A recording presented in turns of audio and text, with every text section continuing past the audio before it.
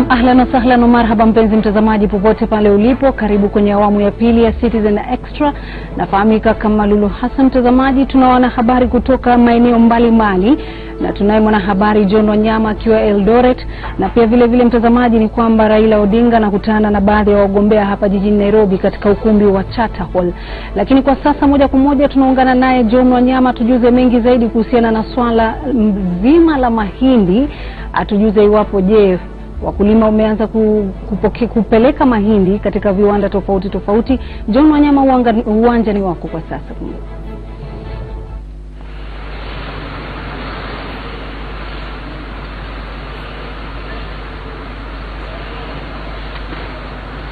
Naam, John Wanyama, sijui kama unatupata vizuri. Naam, Lulu, nakupata kwa njia mwafaka kabisa. Niko katika kiwanda cha kusaka unga katika kaunti ya Uasin Gishu, kiwanda cha Dola. Na hapa tunaona shughuli ya kusaka unga inaendelea.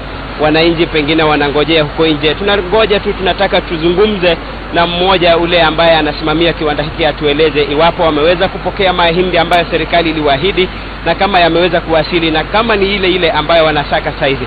Uchongea hapa karibu. Pengine swali langu kwako ni, mmepata mahindi ambayo serikali ilileta kutoka nje? Ndio, tulipata mahindi na idadi mzuri sana ya kutuwezesha kuendelea na kuwapatia wananchi chakula ya kutosha. Tumeweza kuona mkisaga unga wa ugali. Pengine huu ndio unga ambao mnapeleka katika maduka ya kijumla na maduka ya wananchi huko nje, na mlianza kusaka saa ngapi siku ya leo? Tunafanya saa 24 kwa vile kuna shida ya unga. Tunafanya siku 7 kwa wiki, siku 31 kwa mwezi, kusudi tupate kufikisha chakula kwa wananchi wote bila shida. Pengine swali langu, mahindi ambayo yameletwa na serikali kwenu itawapeleka kwa muda gani kuhakikisha kwamba mna chakula ama Wakenya wanapata chakula cha kutosha? Nashukuru sana kwa swali mzuri ambao umeuliza. Ile mahindi ambayo tumepatiwa itatosheleza kwa wiki 2 peke yake. Kwa hivyo tunaomba serikali iwe na nidhamu ambayo tutaendelea tena kupata ingine baada ya wiki 2 kusudi kusikatike chakula katika nchi. Lulu, wacha pia nizungumze na msimamizi mwingine hapa, pengine uchongea hapa karibu. Unga ambao mnasaka siku hii ya leo itatuwezesha wananchi kupata unga huu kwa muda gani? Na kama ni wale ambao wanakaa mjini peke yao wanapata unga huu, ama inaenda mpaka kule mashambani? Okay, kwa hakika kwanza tunapenda kushukuru serikali kwa vile ameweza kusaidia wananchi na kila mtu kwa mila na kila mtu. Kwa hakika hii mahindi ambayo tumepewa tunapatiwa kwa kiwango, kila tukiendelea tunapatiwa kiwango zaidi. Kwa sasa ile mahindi tumepata itatupeleka kama wiki 2, lakini serikali iko na mipango ya kutusupply mahindi kwa muda wa miezi mpaka wakati season nyingine itakuja, ambayo hiyo season inaanza mid of October. Kwa hivyo tunatarajia mahindi kila wakati itakuwa inaingia. Wakati imeisha allocation ya kwanza inakuja ya pili, tutaendelea hivyo mpaka kama vile ametuahidi wakati imefika mwezi wa 9 ama 10. Naam, Lulu, wakazi wa mji huu wa Eldoret wao wana kila sababu ya kutabasamu kwa sababu wana unga huu katika manyumbani mwao, lakini kilio ambacho tumeweza kupata siku hii ya leo ni wale ambao wanakaa mashambani, pale ambapo unga huu hauwezi kuwafikia kwa urahisi. Unga huu unawafikia hasa wale ambao wanaishi katika miji, lakini wale ambao wanaishi mashambani inabidi waendelee kununua unga ama kununua mahindi kwa bei ya juu, kwa sababu mahindi hayajaweza kupunguzwa bei yake. Kutoka kwangu sina la ziada, Lulu. Vile unaona bado tunaendelea kutengeneza unga. Tutaendelea kutafuta taarifa hizi na nyinginezo. Pindi tutakapozipata basi tutarejea kwako wewe na mtazamaji wetu. Na Wanyama, labda kabla haujaondoka, ningependa labda uweze kumuuliza kuhusiana na wale wakulima ambao walikuwa na mahindi. Wameweza kuenda katika kiwanda hicho kuwauzia mahindi ambao unaarifiwa kwamba ni 3600 kwa gunia moja? Pengine swali ambalo Lulu ananiomba ni kuulize, kuna wakulima ambao serikali imesema waanze kuleta mahindi ili wauzie. Mmeweza kuyapokea mahindi yoyote kutoka kwa wakulima? Tunapata kidogo sana, idadi ambayo haitoshelezi. Kwa hivyo si kitu ambacho cha kutegemea sana. Ile ambayo serikali imefanya ni kitu ya maana. Imefanya sisi kuondoa ile uzito ya ukosefu wa chakula. Kwa hizi wiki mbili zijazo hatuna wasiwasi wowote. Mbona wakulima hawajaleta mahindi haya licha ya kwamba serikali imeongeza bei kando na ilipokuwa hapo mbeleni? Serikali kwa upande mmoja itakaifikirie kuwa wakulima wana idadi ndogo sana ambayo haiwezi kusaidia mitambo mikubwa kuendelea na kugawa hiyo unga ambayo tuko nayo.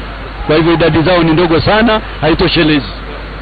Naam, Lulu, vile unavyosikia wanasema wakulima wanaleta idadi ya mahindi lakini ni kidogo tu, hayo ambayo haiwezi kutosheleza chakula cha wakulima, chakula kwa Wakenya kutoka sehemu hii na Kenya kwa ujumla. Pengine Lulu, kama una swali lingine. Na shukran sana John Wanyama, natumai kwamba tumeweza kuelewa mawili matatu kutoka kwa kampuni hiyo ya dola, na hivyo basi tutaweza kuwasiliana nawe iwapo tutakuwa na swali lolote. Mtazamaji, ndani ya studio siko peke yangu, niko na mchanganuzi wa masuala ya kisiasa ni Bi Dina Agai, na pia vile vile Omar Geoffrey ni mgombea huru wa kiti cha Nyali mjini Mombasa, kaunti ya Mombasa, na pia vile vile mgombea wa kiti cha urais Bi Nazlin Omar. Lakini Nazlin Omar, ningependa tu kuanza na wewe kuhusiana na masala ya mahindi. Najua si mambo ambayo umeweza kuyazoea sana, lakini wewe kama mgombea kiti cha urais, ungekuwa katika kiatu cha serikali ya Jubilee kwa hivi sasa, ungelifanyaje ili swala hili la uhaba wa chakula? Kitu la kwanza ni kukubali kwamba kulikuwa na ufisadi kumeenea katika hiyo tender ama hiyo mpango ambao imedhibitisha wazi Kenya mzima. Hakuna meli zinakatufua kihola hapo baharini ati nangojea tu kukaribishwa katika nchi lolote. Hiyo ilikuwa ni kweli. CS wetu ameshindwa, serikali imeshindwa kutueleza kwamba imetoka Mexico, imetoka China, imetoka South Africa, ama imetoka tu baharini, ama sio kama mahindi umea baharini kwa mfano, anafanya wananchi kwa wajinga hivyo. Lakini kitu hile mimi ningesema kwamba ningekuwa mimi kwa mfano rais, haya ufisadi haingekuwa katika serikali langu. Na ukiniambia wewe ungekuwa kwa serikali ungefanya nini kuhusu hiyo uhaba wa chakula? Uhaba tumeona wa chakula. Kitu la kwanza, Kenya is an agricultural nation. Ni nchi ya agriculture. Tunalima, kuna kila aina ya chakula. Sisi tuna export chakula yetu ulimwenguni, different vegetables. Vipi tukaona kwamba leo tumeumizwa hivi? Zile pakiti za unga sasa leo ziko na stamp ya muhuri ya serikali inaonyesha 90 shillings ama sijui bei kadhaa, hazipatikani kwanza dukani. Kitu la pili, ukiangalia jura hiyo pakiti inaonyesha manufactured in March. Yani ilikuwa katika market in March lakini haikuwa kwa shelf, ilikuwa zimefichwa mahali. Sasa hapo unaona tena, tukiangalia serikali imejitolea kwa nguvu kwenda baharini kufanya clearance ya hiyo meli na kuletea kuonesha kwamba hii mahindi imeletwa nao wao wenyewe. Lakini kweli wa mambo ni kwamba hiyo kulikuwa na kampuni private 3 ama 4 ambao wamefanya hiyo importation, ambao ni wananchi wa kawaida wa their businessmen. Sasa hapo hii tujue kwanza hiyo mahindi ni ya businessmen individuals ama ni ya serikali. Sasa hapo kulikuwa na clash. Naam, endelea tu. Na sasa hapo kunaona wazi kulikuwa na neno la siri zinaendelea. Hiyo ilikuwa ni wazi, ni ufisadi. Ni wazi serikali tulikuwa na unga na mahindi ya kutosha.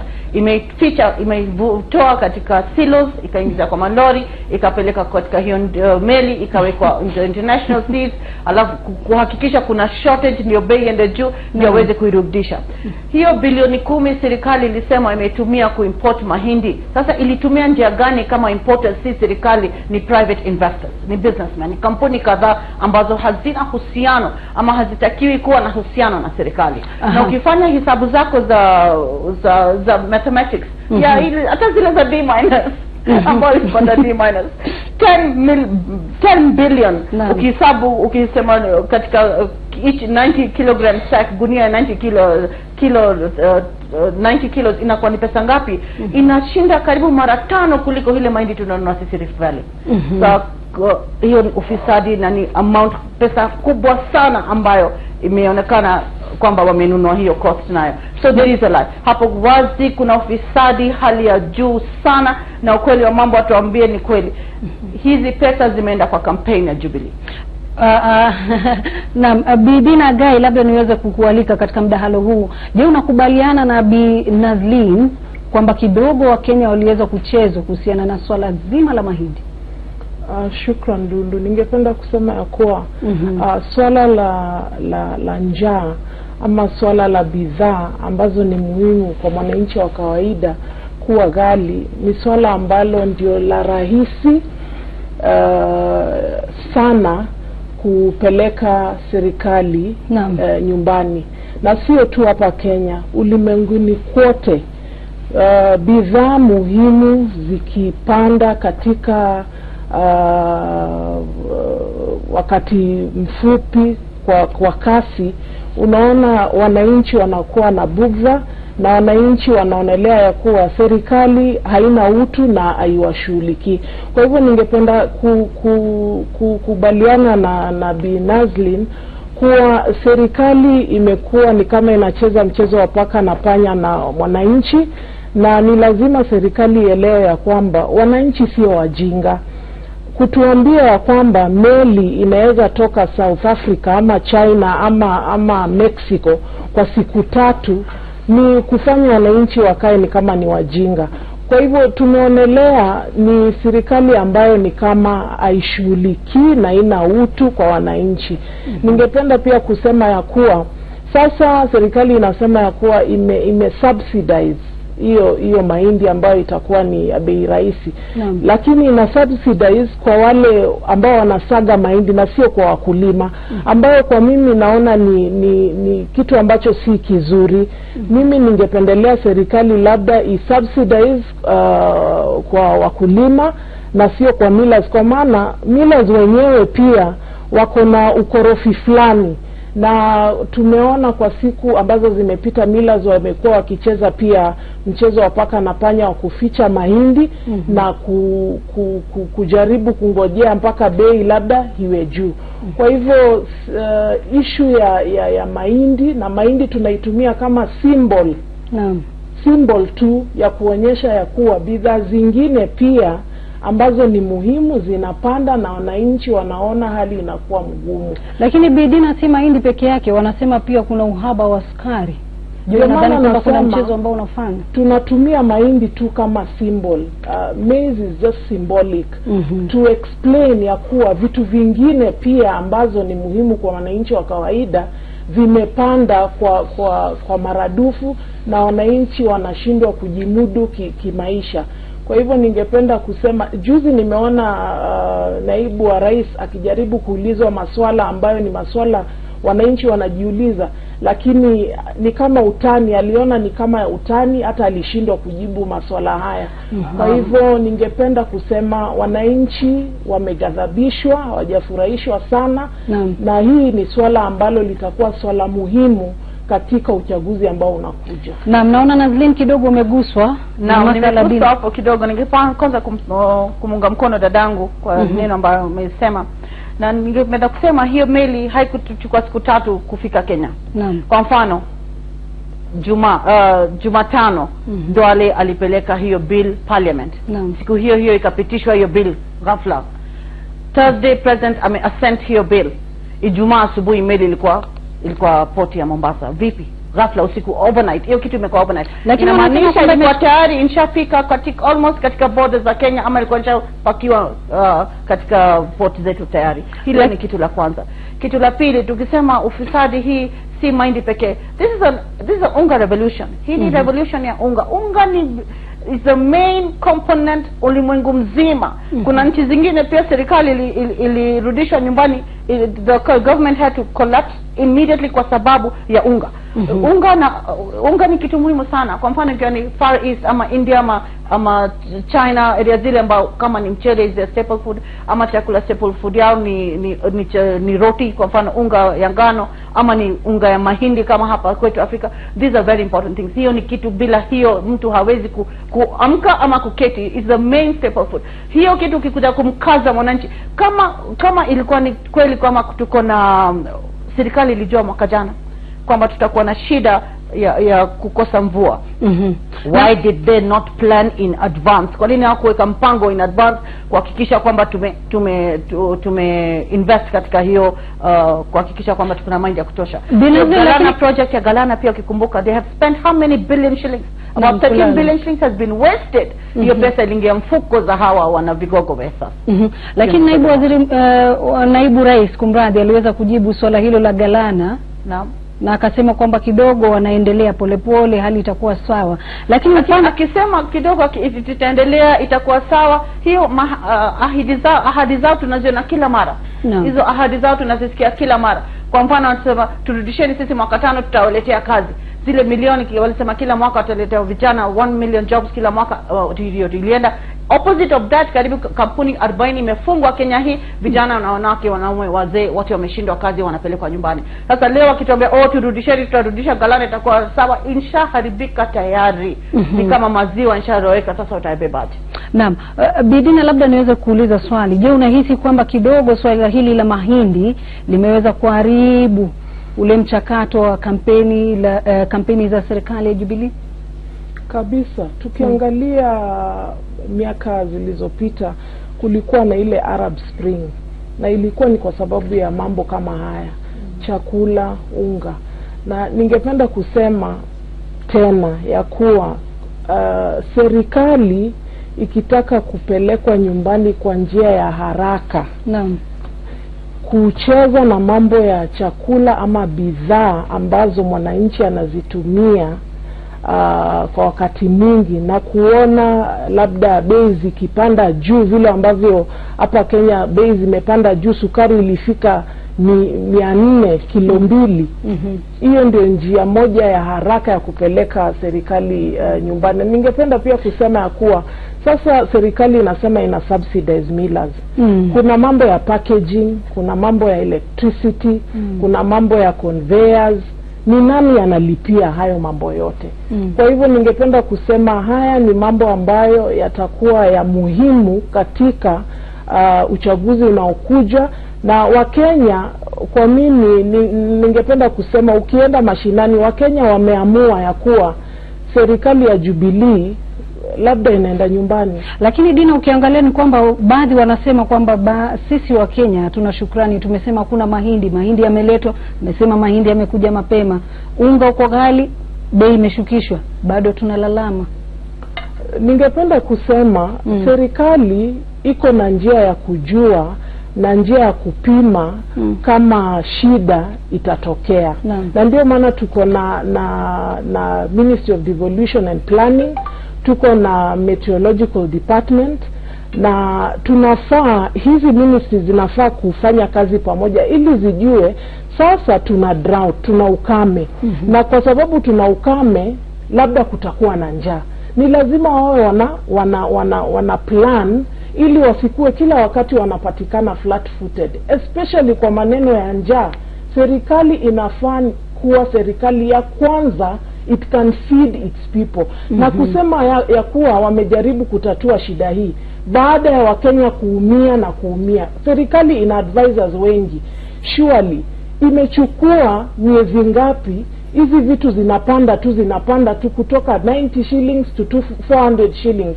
Advisors wako wapi wa serikali? Alafu ni kitu ambacho kinaumiza roho na kinaudhi kama wakuu wa serikali wanaona ni kama ni kitu ambacho si cha muhimu ama cha uzito. Wanajibu masuala ya njaa ni kama ni mchezo.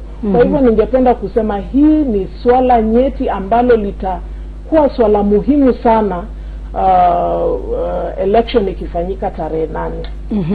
Na labda ni muingize Omar Geoffrey ambaye ni mgombea wa kiti cha Nyali. Alikuwa mgombea wa kiti cha Nyali kwa tiketi ya Wiper, kaangushwa, lakini sasa anasema kwamba ni mgombea uhuru. Wewe tuseme kama vijana, je, swala hili limeweza kuathiri kivyovyote vile? Asante Lolo. Na kwanza nianze kusema si kuangushwa. Kuna mchezo ambao ulichezwa, watu wa Nyali wanaelewa. Hiyo tutaongea baadaye kidogo. Ndio maana nataka kusema nilishindwa. Lakini mimi nitasema hivi. Wajua mimi nilishangaa tarehe 12 mwezi huu niliona kwa gazettement ile government notice, government gazette. CS wa Treasury and Retoshich aliposema akitangaza kwamba ukame ni national disaster. Naam. Wajua, nikajiuliza kwanza, kwani serikali hawana watu wa kufanya projection, wala ambao wanaangalia, wana ma-advisors unafaa kujua mwezi gani itakuwa hakuna nini hakuna nini.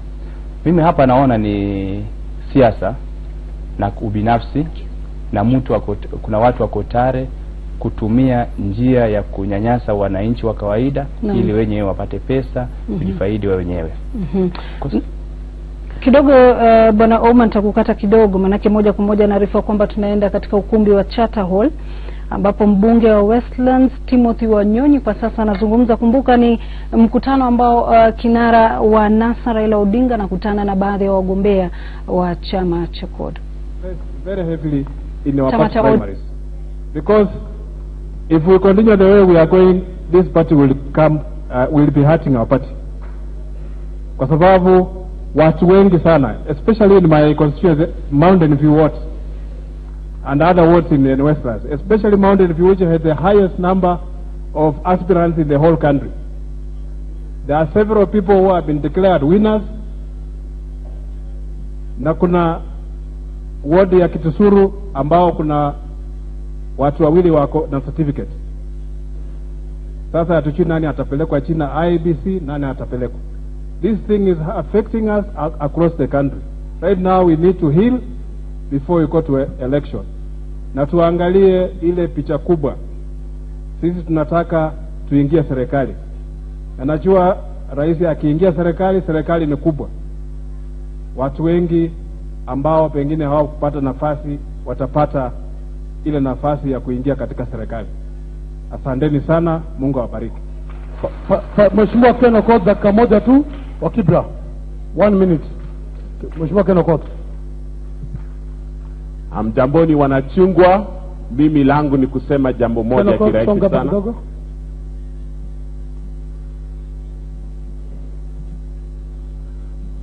Langu ni jambo moja muhimu sana, ningependa kwa urahisi, kwa heshima kwa party leader wetu Mheshimiwa Raila Odinga, governor wetu, wajumbe nominated members wa party, MCAs wetu.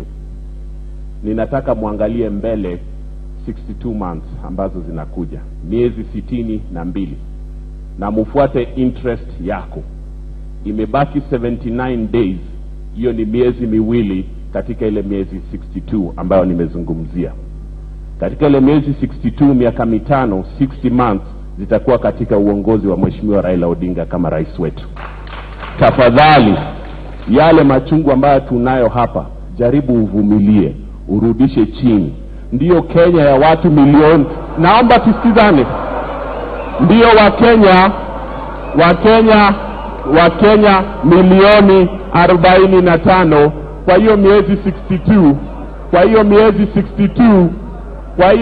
62, Wakenya milioni 45, wacha niongee.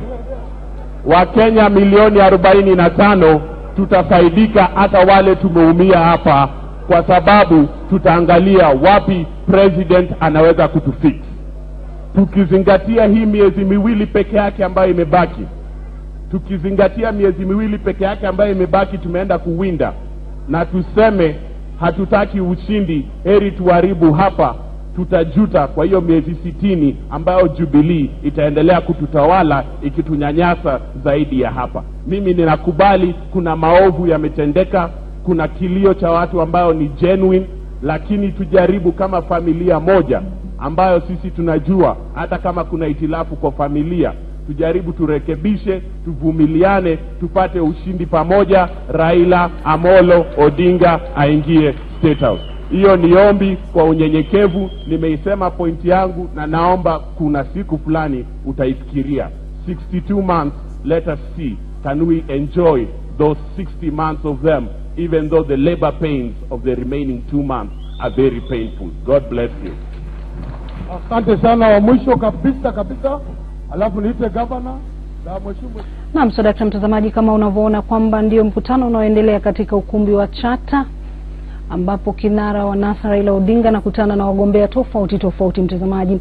Na katika upande kidogo kwa chini ni kaunti ya Kisumu mtazamaji, kama unavyoona ni kwamba vyeti vya wagombea viti mbalimbali kutoka chama cha Jubilee vinaweza kutolewa kwa wagombea ambao wanasimamia viti tofauti kaunti hiyo ya Kisumu. Kwa hivyo ni jambo ambalo tutakuwa tunalifuatilizia tukiwa na mwanahabari Bilora Achieng ambaye tutatujuza mengi zaidi kuhusiana ni yapi yanayoendelea kwa hivi sasa. Lakini kwa sasa napumzika kidogo mtazamaji, nitarudi na taarifa zaidi, kwa hivyo usiende mbali.